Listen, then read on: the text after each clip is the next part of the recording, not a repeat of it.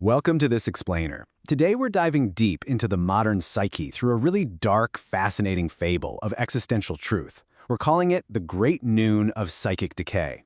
Now, to truly get this, we're going to adopt the voice of the repressed shadow itself.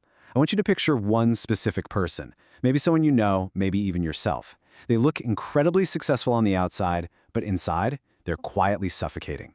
We're going to listen in on their internal dialogue, that quiet back and forth with their own creeping emptiness. So, let's jump right in. Listen closely to what the shadow is actually saying to them. It whispers, "I am the decay you forgot to name, the silent rot festering beneath the outward structure of your well-organized life." The shadow is speaking as that one honest guest who's finally outstayed the welcome of your illusions. Notice that idea of forgetting to name it. The shadow is literally here to tear down the facade this person has spent a lifetime building. It's a harsh but necessary wake-up call to the rot hiding just behind a perfectly curated life. Okay, moving into part 1, the Stargazer's false purpose. So our subject here has spent their days playing a specific role, an archetype we call the Stargazer. Now, the Stargazer is kind of the ultimate symbol of modern humanity. What defines them? A deep, totally paralyzing fear of meaninglessness. Just imagine this person. They look up at the stars, but it's not out of wonder, right? It's a desperate search for a script, a set of instructions, because the silence in their own head is just deafening. To survive, they perform this completely false sense of purpose, just to mask that massive existential emptiness. But, to deal with that gaping void, the Stargazer has to build up a whole fortress of defenses that are inevitably failing. They manufacture this fake sense of direction. They get heavily into virtue signaling. And let's be real, that is an exhausting 24/7 performance of goodness. It's literally like they're shooting off flare after flare in a pitch-black room, hoping somebody, anybody, will validate them. But no one else is even in that dark space. It all relies on projecting this rigid outward structure of a well-organized life. Which brings us to part 2. The silent psychic decay. Right here is where the shadow finally gives itself a name, psychic decay. This is the internal suffering that happens when your life has zero genuine substance. Just think about the internal dialogue of someone stuck in this loop.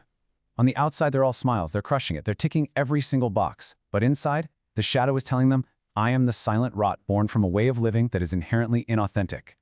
The existential logic here is actually pretty brutal.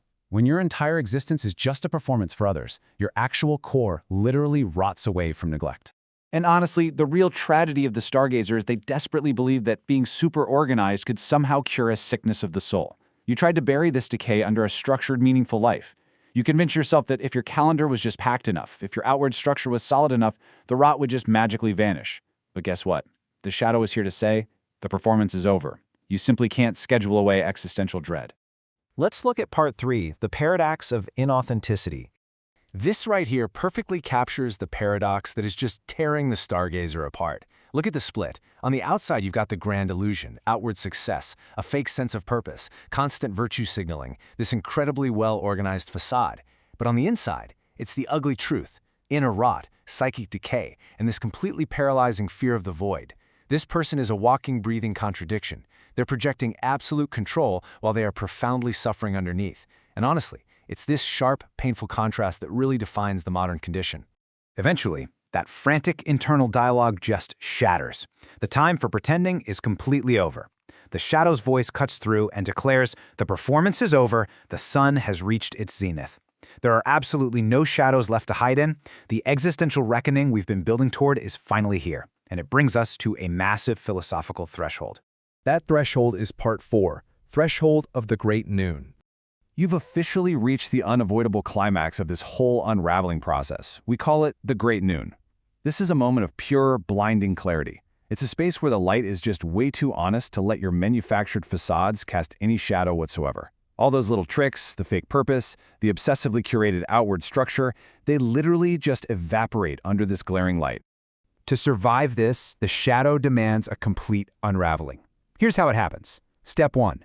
You have got to step out from the safety of that virtue signaling. You have to stop performing for an audience that isn't even there. Step 2. Abandon your fake sense of direction. Just admit that you are completely lost. And step 3. Embrace the raw, paralyzing fear of meaninglessness. You have to totally dismantle the outward appearance you spent your entire life building if you want to make it through this life. And that leads us to our final step, part 5, confronting the existential void. So, now that you're totally stripped of all the performance and illusion, you have to finally face the exact thing you've been running from: the void. What is it? It's that deep, paralyzing fear of meaninglessness. It's the ultimate, terrifying reality that's always bubbling right under the surface of modern life. For the person suffering from this psychic decay, their whole internal dialogue up to this point was just a frantic attempt to talk over the silence of this void. But now, standing in the light of the great noon, they have absolutely no choice but to look right at it.